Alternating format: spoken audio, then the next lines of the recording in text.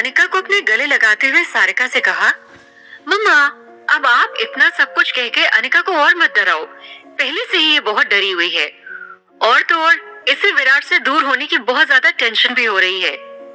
अब मैं क्या करूं? इसने काम ही ऐसा किया है, तो मैं बिना बोले नहीं रह सकती, सारिका ने गुस्से में कहा। अच्छा छोड़ो, आप बस जाकर देखो कि आरव और पापा किस बारे में बात कर रहे हैं। मुझे तो डर है कि उन दोनों के बीच फिर से लड़ाई ना हो गई हो, नेहा ने कहा। तो सारिका उठकर जाने लगी। तभी नेहा ने पीछे से आवाज लगाते हुए कहा, मम्मी प्लीज आप देख लेना कि पापा आरव को धमकाए नहीं। नेहा ने एक छोटे बिगड़ैल बच्चे की तरह एक्टिंग करते हुए कहा। सारिका बहुत ज्यादा गुस्से में लग रही थी। उसने अनिका की ओर इशारा किया और नेहा से कहा, अब तुम ही इसे समझाओ कि अभी भी वक्त है, थोड़ा समझ जाए। कहीं ऐसा ना हो कि चीजें हाथ से निकल जाएं और इसके पास करने के लिए कुछ ना बचे। इतना कहकर सारिका निराश होकर बाहर चली गई। अनिका सब कुछ अपनी सांस रोके हुए देख रही थी। नेहा और अनिका ने एक दूसरे को देखा और जाती हुई अपनी मम्मी की तरफ देखा। इतने में नेहा को जोर से हंसी आ गई और अनिका भी उसे देखकर जोर से हंसने लगी। तभी अनिका ने सीरियस होकर कहा, नेहा एक बात कहूं? नेहा ने कहा, तुम्हें लगता है कि कुछ बोलने से पहले तुम्हें पूछने की जरूरत है? वो बात यह है कि मेरी हेल्पर बता रही थी कि एक एक्ट्रेस है दीक्षा, वो सब मामलों में बहुत ज्यादा एक्सपर्ट है। अनिका ने कुछ सोचते हुए अटक कर कहा, मतलब? नेहा ने कंफ्यूजन से पूछा। अनिका ने कुछ हिचकिचाहट से कहा, मतलब कि दीक्षा आदि इंडस्ट्री को अपनी उंगलियों पर नचाती है। अधिकतर जितने भी बड़े प्रोड्यूसर्स, डायरेक्टर्स और एक्टर्स हैं, वो सब दीक्षा की ही बात सुनते हैं और बहुत सारे ऑर्गेनाइजर्स भी दीक्षा की बात मानते हुए इवेंट्स ऑर्गेनाइज करते हैं। अनिका के कहने का मतलब नेहा को ठीक से समझ में नहीं आया, इसलिए उसने कंफ्यूजन से पूछा, साफ साफ कहो, कहना क्या चाह रही हो? इतना घुमा फिरा कर बोलने की जरूरत नहीं है। साफ साफ बात तो ये है कि मेरी हेल्पर बोल रही है कि विराट को अपनी तरफ आकर्षित करने के लिए मुझे दीक्षा की मदद लेनी चाहिए ताकि वो मुझे इस मामले में गाइड कर सके।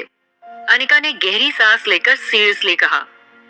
अनिका को बिल्कुल भी अंदाजा नहीं है कि नेहा उसकी बात मानेगी या नहीं। वो बस सांस रोककर नेहा की प्रतिक्रिया की प्रतीक्षा कर रही थी। तो फिर इसमें प्रॉब्लम क्या है? तुम दीक्षा से हेल्प ले लो, ये तो अच्छा ही है कि किसी की मदद से तुम्हारा काम हो जाए, नेहा ने कहा। अब बात वो नहीं है, अनिका ने थोड़ा टेंशन से कहा। तो फिर क्या बात है, बताओ, नेहा ने पूछा। बात ये है कि अगर विराट को पता चल गया तो, अगर विराट को समझ में आ गया कि हम क्या करने की कोशिश कर रहे हैं, ऐसा हुआ तो फिर क्या होगा? अनिका ने बहुत ज्यादा टेंशन से पूछा। तो फिर तुम्हें इस काम को ऐसे करना चाहिए जिससे किसी को पता न चले। विराट को तो इसके बारे में बिल्कुल भी कोई भनक नहीं लगनी चाहिए, नेहा ने कहा। मैं तो बस ये पूछ रही हूँ कि अगर उसे पता चल गया तो तब मैं क्या करूंगी? अनिका ने नेहा की तरफ देखते हुए सीरियसली पूछा। कुछ भी नहीं, तुम्हें कुछ भी करने की कोई जरूरत नहीं है। अगर कभी भी विराट को इस बारे में कुछ भी पता चलता है तो तुम सारा का सारा दोष कियारा के माथे मढ़ देना। कियारा विराट की सेक्रेटरी है, उसके पास विराट के नजदीक जाने की संभावनाएं बहुत ज्यादा हैं, नेहा ने समझाते हुए कहा। पर कैसे? मैं कुछ समझी नहीं, अनिका ने नासमझी से पूछा। हमें बस इतना करना होगा कि विराट के सामने बस तुम्हें ये प्रिटेंड करना है कि ये जो कुछ भी हुआ है वो सब कुछ कियारा का किया धरा है। तुम्हें इन सब के बारे में कोई जानकारी नहीं है, नेहा ने कुटिल मुस्कान के साथ जवाब दिया। वैसे एक बात बोलूं नेहा? अनिका ने मुस्कुराते हुए पूछा। मैं नहीं बोलूंगी तो तुम नहीं बोलोगी? नेहा ने पूछा। नहीं बोलूंगी तो सही, लेकिन अगर हाँ बोलती तो मुझे ज्यादा अच्छा लगता, अनिका ने मुस्कुराते हुए कहा। ठीक है, बोलो, क्या बोलना है तुम्हें? नेहा ने कहा। तुम सच में ना बहुत ज्यादा तेज हो। ऐसे सारे मामलों में तुम्हारे दिमाग ना 1 मिनट पर माइल से भी तेज दौड़ता है। अनिका ने अपनी बहन नेहा को कसकर गले लगाया और एक छोटे बच्चे की तरह एक्टिंग करते हुए कहा। अच्छा सुनो, जो तुम्हें सोचना है ना उसे बस सोचो ही मत, उसे जल्दी से जल्दी पूरा करने के बारे में सोचो। इस प्लान को तुम्हें जितना जल्दी हो सके उतना जल्दी एग्जीक्यूट करना है, तभी तुम्हें उतना फायदा होगा जितना तुम चाहती हो, नेहा ने सीरियस होकर कहा।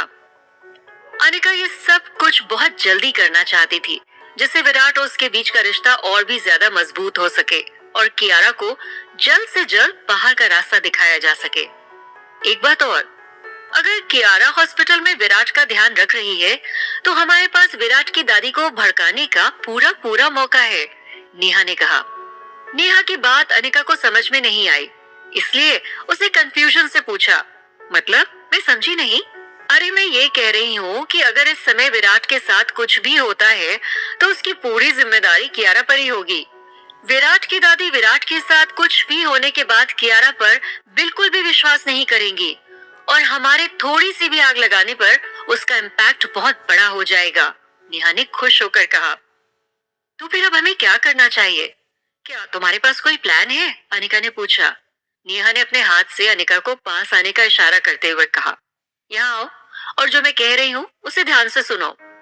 विराट और अनिका तभी खुश रह सकते हैं जब कियारा उन दोनों के बीच में ना हो। जब तक कियारा मुंबई में है, तब तक इन दोनों बहनों की खुशियों को कभी भी ग्रहण लग सकता था। नेहा और अनिका दोनों की एक ही कॉमन दुश्मन थी, और वो है कियारा। रात का टाइम हो गया था और कियारा अपने दोनों बच्चों के साथ टीना के घर पे ही है। कियारा ने जल्दी से अपने दोनों बच्चों को उनके किए का सबक सिखाने के लिए मौका ढूंढ निकाला। कियारा ने जल्दी से अपने कपड़े बदले और हॉस्पिटल ले जाने के लिए अपना सामान पैक कर लिया। अभी भी हॉस्पिटल जाने में थोड़ा टाइम बाकी बचा था। इसी समय कियारा ने अपने दोनों बच्चों को अपने सामने बैठा लिया। कियारा ने अपने दोनों बच्चों की तरफ घूरते हुए देखा और पूछा, क्या तुम लोग मुझे बताओगे कि तुम लोग आर्ट एग्जीबिशन सेंटर क्यों गए थे? कियारा के चेहरे को देखकर ही काव्य और काया समझ गए कि आज उनको डांट पड़ना कंफर्म था। दोनों लोगों ने एक भी शब्द नहीं कहा। तभी कियारा ने जोर से दोनों बच्चों को डांटते हुए पूछा, मैंने तुमसे कुछ पूछा है, तुम आर्ट एग्जीबिशन सेंटर क्या लेने गए थे? काया ने अपनी आंखें झपकाते हुए कहा, वो कपिल अंकल ही हमें वहां पर लेकर गए थे। उन्होंने कहा था कि वहां पर बहुत सारी देखने की अच्छी अच्छी चीजें हैं और वहां पर खेलने के लिए भी बहुत सारी जगह है। काया ने काव्य का हाथ खींचा और इशारे से कुछ भी न बोलने के लिए कहा।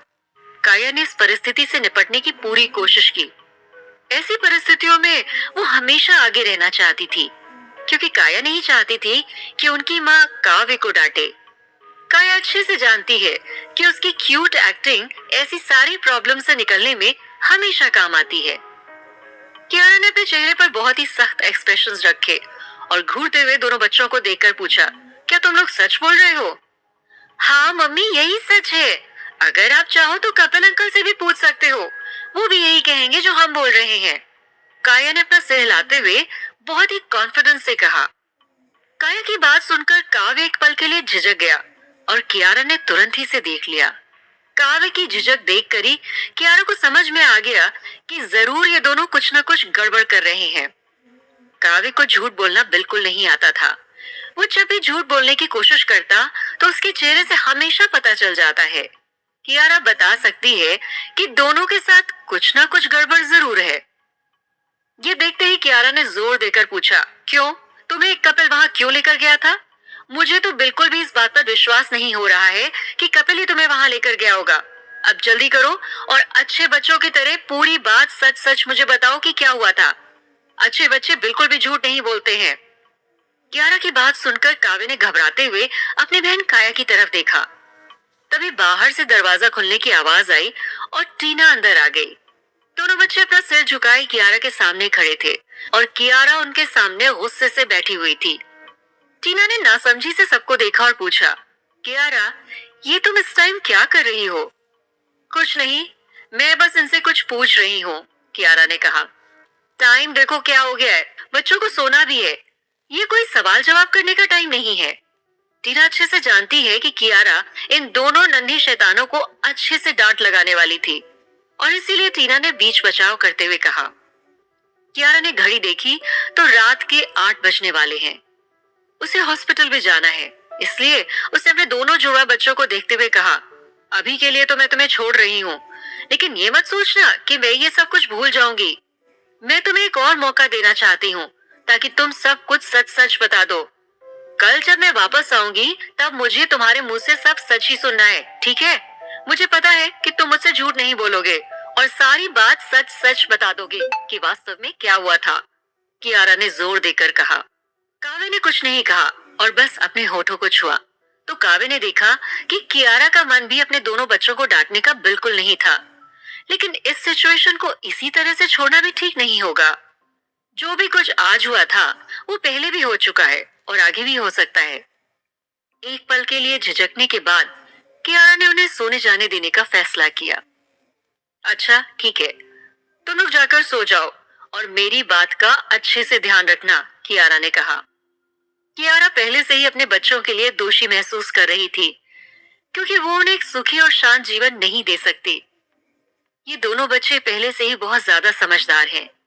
संजोग से कुछ भी बड़ा हादसा नहीं हुआ और वो अभी भी सही सलामत कियारा के साथ हैं। ये दोनों बच्चे अभी भी बहुत छोटे हैं और इस लायक नहीं है कि कियारा उनसे कुछ समझदारी भरी बातें कर सके। वास्तव में कियारा अपने दोनों बच्चों को बहुत ज्यादा प्यार करती है और उनके लिए वो सब कुछ करना चाहती है जिसकी वो कभी चाहत भी करे। ठीक है, अब मैं हॉस्पिटल जा रही हूँ और विराट अंकल से मिलूंगी।